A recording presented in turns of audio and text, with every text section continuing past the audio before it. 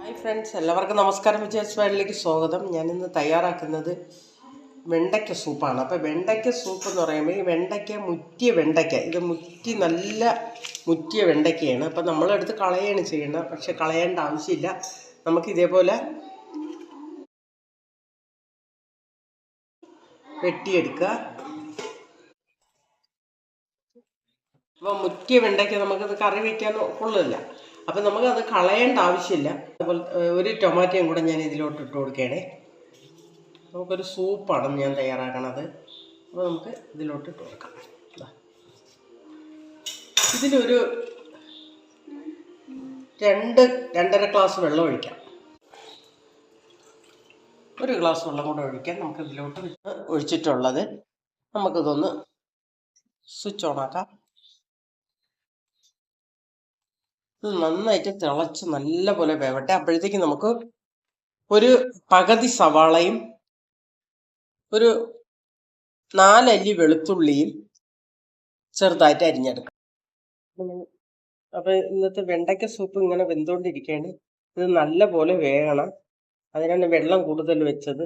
നമുക്ക് വേവണ വരെ വെയിറ്റ് ചെയ്യാം. വെണ്ടയ്ക്ക ഇവിടെ നന്നായിട്ട് വെന്തിട്ടുണ്ട്. ഇതെല്ലാം വെന്ത്. അപ്പോൾ നമുക്ക് ഇതിനെ ഒന്ന് സ്റ്റൗ ഓഫാക്കി നമുക്കൊന്ന് സ്റ്റൗ കത്തിച്ചിട്ടുണ്ട്. ഇതിലേക്ക് ഒരു ഫ്രൈ പാനാണ് ഞാൻ വെച്ച് കൊടുക്കുന്നത്.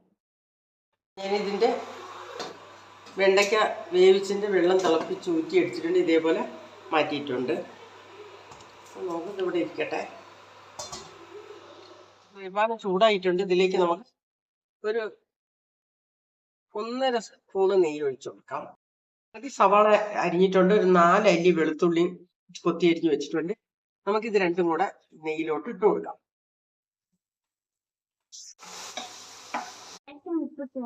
ഇതിലേക്ക് ആവശ്യത്തിന് ഉപ്പ്. നമ്മൾ സവാള ഏകദേശം മുത്തിട്ടുണ്ട്. നമുക്കിതിലേക്ക് അല്പം മഞ്ഞൾപ്പൊടി ഇട്ട് കൊടുക്കാം. അല്പം മഞ്ഞൾപ്പൊടി ഇട്ട് കൊടുത്തു. 1 ടീസ്പൂൺ കുരുമുളക് പൊടി ഇട്ട് കൊടുത്തു. നന്നായിട്ട് ഇളക്കി കൊടുക്കാം.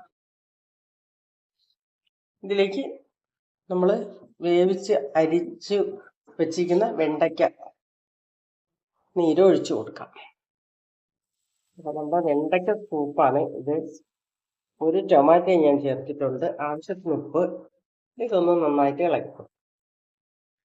1 ടേബിൾ സ്പൂൺ അരിപ്പൊടിയാണ് ഞാൻ എടുത്തിട്ടുള്ളത്. അതൊന്ന് നമുക്ക് അല്പം വെള്ളം ഒഴിച്ചൊന്ന് മിക്സാക്കി, ഞാൻ ഇതിലേക്ക് അല്പം വെള്ളം ഒഴിച്ചൊന്ന് മിക്സാക്കി എടുക്കുന്നുണ്ട്. നമ്മുടെ സൂപ്പിന് ഒരു കൊഴുപ്പ് കിട്ടാൻ വേണ്ടി മാത്രമാണ്, അല്ലാതെ ചേർക്കണമെന്നില്ല. കൊഴുപ്പ് ഒന്നുകൂടെ ഒരു കട്ടിയൊക്കെ കിട്ടി നമുക്ക് കുടിക്കാൻ ഒരു ടേസ്റ്റ് തോന്നാൻ വേണ്ടിയിട്ടാണ് ഞാൻ ഇത് ചേർക്കണം. ഇത് നമുക്ക് ഇതിലോട്ട് ചേർത്ത് കൊടുക്കാം. ഇത് നന്നായിട്ടൊന്ന് ഇളക്കി കൊടുക്കാം. നമ്മളിത് നന്നായിട്ടൊന്ന് മിക്സ് ചെയ്ത് ഇളക്കി കൊടുത്തു. ഇതൊന്ന് തിളച്ച് കഴിഞ്ഞാൽ നമ്മുടെ സൂപ്പ് റെഡി. ഇനി ഇതിലേക്ക് ഇഷ്ടമുള്ളവർക്ക് മല്ലിയില വേണമെങ്കിൽ ചേർക്കാം. അപ്പോൾ ഞാനിവിടെ മല്ലിയില ചേർത്തിട്ടില്ല. ഇവിടെ മല്ലിയില ഇത്തിരി പാടാണ്. അപ്പോൾ മല്ലിയില ഞാൻ ഇത് ചേർക്കണില്ല. ഇഷ്ടമുള്ളവർക്ക് ഇത് ചേർത്തിട്ട് കുടിക്കാം.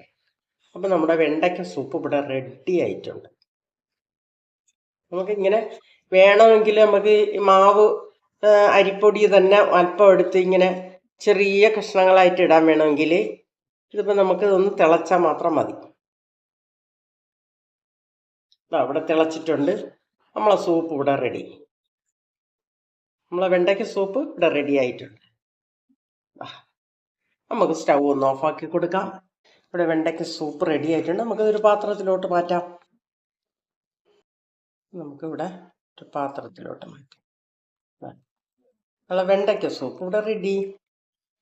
അപ്പം എല്ലാവർക്കും ഇത് വേണം. നമ്മൾ വലിയ ആളുകൾക്കാണ് നമുക്ക് കാലുവേദനയും മുട്ടുവേദനയും ഒക്കെ ഉള്ളത്. അപ്പം മുട്ടുവേദനയ്ക്കൊക്കെ ഏറ്റവും നല്ലതാണ് വെണ്ടയ്ക്ക സൂപ്പ്. അപ്പം ഇതെല്ലാവരും തയ്യാറാക്കി നോക്കണം. എല്ലാവർക്കും ഈ വീഡിയോ ഇഷ്ടപ്പെട്ടെങ്കിൽ ലൈക്ക് ചെയ്യുക, ഷെയർ ചെയ്യുക, സപ്പോർട്ട് ചെയ്യുക.